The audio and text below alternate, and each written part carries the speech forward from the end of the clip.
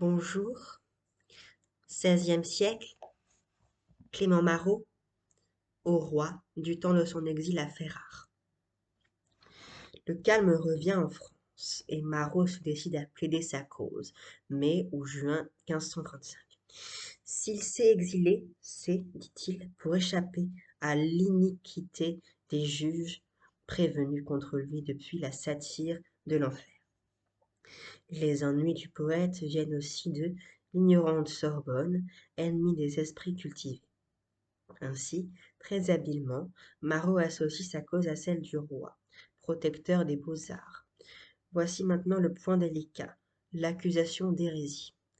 On étudiera comment Marot, écrivant au roi catholique, mais ne pouvant abjurer nettement puisqu'il est à Ferrare, s'arrange pour proclamer sa foi chrétienne sur un ton très pénétré, sans toutefois reconnaître l'autorité catholique ni abdiquer le droit de juger uniquement d'après les Écritures. Il va même jusqu'à souhaiter le martyre, mais c'est pour introduire le vœu, plus modéré d'honorer Dieu, dans tous ses écrits. Ce mélange de rouerie et de sincérité ne peut s'accepter que si l'on songe aux dangers réels auxquels exposaient alors les haines religieuses.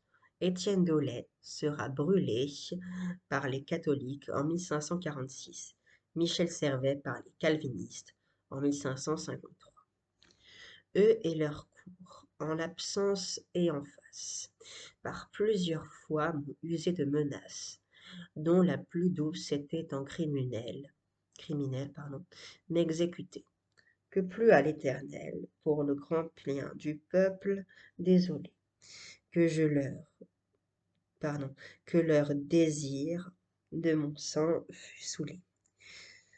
Et tant d'abus dont ils se sont munis, fût-ce à clair découvert et puni, ô 4 fois et 5 fois bienheureuse, la mort, tant soit cruelle et rigoureuse, qui ferait seul 1 million de vies sous tel abus n'être plus asservi. Or, à ce coup, il est bien évident que dessus moi ont une vieille dent, qu'en ne pouvant crime sur moi prouver, ont très bien qui et très bien su trouver, pour me fâcher, brève expédition, en tout donnant mauvaise impression de moi, ton serf, pour, après, à leur aise, mieux mettre à fin leur volonté mauvaise.